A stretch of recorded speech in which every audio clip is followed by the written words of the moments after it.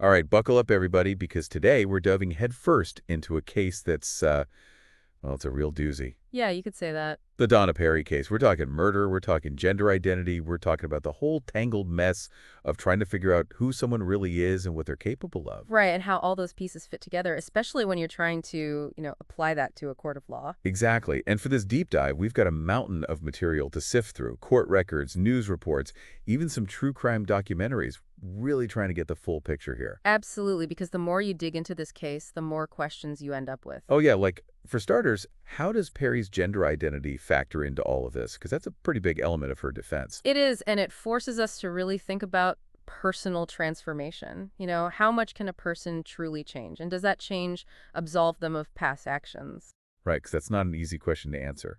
But before we get too deep into all that, let's back up a bit. Donna Perry didn't just appear out of nowhere. She had a past. And well, it's pretty messed up. Yeah, that's putting it mildly. I mean, according to court records, her attorney claims she was sexually abused by her father from the age of 4.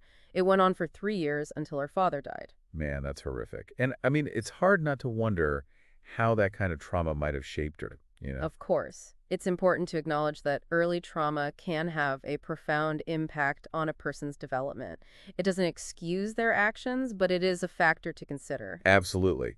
But I guess the question is there a direct link between that kind of trauma and, well, and becoming a killer? You're right to be cautious about making those kinds of direct connections. Not everyone who experiences trauma goes on to commit violent crimes. Right, so it's more like a risk factor, not a guarantee. Exactly. It's complex. But in Donna Perry's case, you do see a pattern of violence that emerges pretty early on. Her criminal record goes all the way back to 1974. Wow, 1974, that's a while back. It is. And we're not talking about, parking tickets here. We're talking reckless endangerment, possession of a pipe bomb. A pipe bomb. Yeah. And when they arrested her for that, they found a huge stash of weapons, 49 guns and like 20,000 rounds of ammunition. Hold on, 49 guns. That's not just someone who likes to shoot targets on the weekend. Right. It paints a pretty disturbing picture. Yeah, that's a massive red flag for sure. And it makes you wonder, did anyone notice these signs back then? It's hard to say. It's always easier to connect the dots in hindsight, right? But there were definitely signs of a potential for violence. And it doesn't stop there. She was also arrested for soliciting a prostitute and then later for carrying weapons in a red light district. It's like a clear escalation. Absolutely. It's like a disregard for the law, a sense that the rules don't apply to her, and then things take an even darker turn.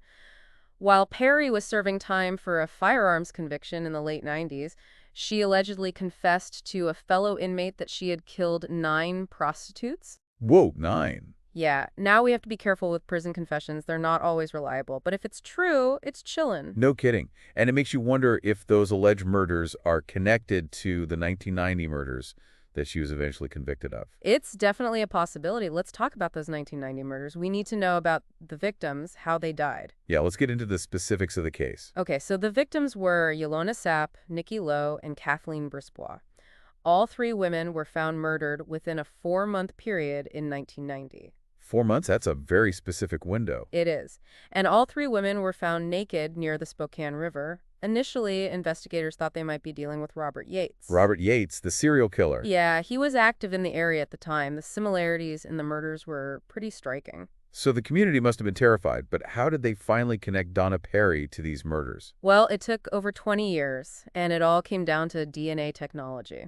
DNA, that's often the game changer in these cold cases, right? Absolutely. In 2012, Perry was convicted on a firearms charge, and her DNA was entered into a national database. And that's when they got the match, linking her to the DNA evidence from the 1990 crime scenes. Wow, so after all those years, it was DNA that finally caught up with her. Yeah, it's amazing how powerful that technology is. But here's where things get really interesting. By the way that DNA match came back, Perry had undergone gender affirmation surgery back in 2000s. Okay, so now we're getting into the heart of this whole identity question. How did that surgery, that transition, how did that play into the case? Well, Perry claimed that the surgery was a way to, and I'm quoting here, a permanent way to control violence. She was essentially suggesting that Douglas may have been capable of murder, but Donna was not. So it's like she's trying to separate herself from her past, create this distinct line between who she was and who she is now. Yeah, it's a really complex argument, legally and philosophically. Can someone truly change who they are? And if they do, does that erase what they did before?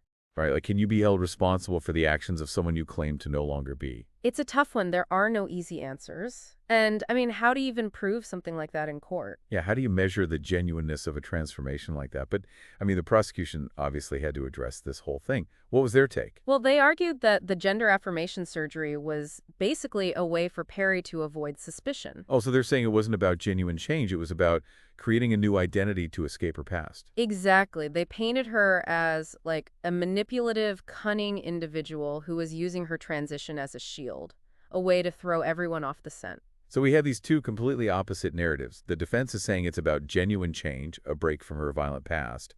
And the prosecution is saying it's a calculated deception to escape justice. Exactly. And this clash of narratives, it played out in a very public way during the trial. It became this huge media spectacle. People were debating about gender identity, criminal responsibility, the limits of personal transformation. Yeah, I bet that trial was intense. I mean, as a juror, you've got this DNA evidence linking Perry to the crimes, but then you also have this whole layer of her gender identity and her claims of personal transformation. How do you even begin to weigh all of that? Right. It must have been incredibly difficult for the jury to sort through it all. They had to decide which narrative was more believable, which version of Donna Perry they were going to believe. So what did they decide? What was the verdict? After a long and complicated trial, the jury found Donna Perry guilty of all three murders: Yolanda Sapp, Nikki Lowe, and Kathleen Brisbois. She was given 3 consecutive life sentences, no possibility of parole. Wow, so even with this whole identity argument, the jury ultimately believed the evidence and the prosecution's narrative. They did, and I think it highlights just how complex this case was. It really pushes you to think about the nature of identity, responsibility, what justice even means in a situation like this. It's definitely a case that stays with you. It's not just about the facts of the crime.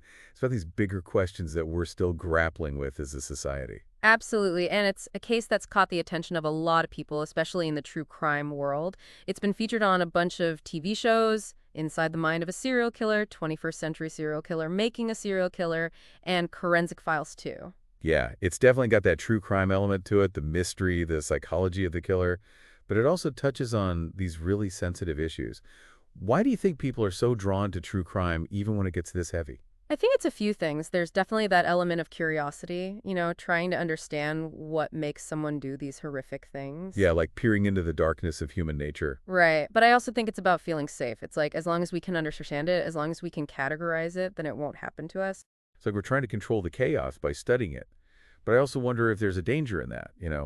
Do we risk becoming desensitized to violence? Or even, like, accidentally glorifying these criminals? It's a good point. We can't forget that these are real people, real victims, real families who have been shattered by these crimes. Right. It's not just entertainment. It's someone's life, someone's tragedy. And we have to be mindful of that. We do. And I think it's also important to remember the impact this had on the Spokane community, especially the sex work community. They lost 3 of their own, and it really highlighted the dangers they face, the vulnerability. Absolutely. They're often overlooked, marginalized, but their lives matter just as much as anyone else's. Exactly. And their stories deserve to be told, but they deserve to be told with respect and sensitivity. So as we wrap up this deep dive into the Donna Perry case, what's the one thing you hope our listeners walk away thinking about? Yeah, this whole case, it really makes you think about change, about redemption, about how we as a society deal with these really complicated situations. What are your thoughts on that? I mean, can someone like Donna Perry, who's done these terrible things, can they ever truly be redeemed? That's a big question. I mean, people have been debating that for like forever. Philosophers, theologians, you name it. I think it's important to say that, yeah, people can change, people can grow, but that doesn't erase the past. It doesn't erase the harm they've caused. Right. It's not about forgetting or forgiving. It's about acknowledging that people are capable of transformation. But how does that all fit into the legal system? Because the law is all about punishment, about deterring crime. Yeah, and that's where things get tricky. The justice system, it has to balance those things: punishment, rehabilitation, the safety of society. It's a lot to juggle. In this case, with this whole gender identity element, I bet it really stirred things up in the legal world. Oh, absolutely. It forced everyone to think about identity in a different way. And it brought up questions about how to handle these issues in court, especially when it comes to criminal responsibility. Yeah, it definitely pushed the boundaries. It wasn't just about the crime itself. It was about these bigger societal questions that we're still trying to figure out. And I know a lot of our listeners are probably fascinated by this case. We've mentioned the court records, the news articles, the documentaries. There's so much out there to dig into. But as they're exploring all of that, what's the one thing you'd want them to keep in mind?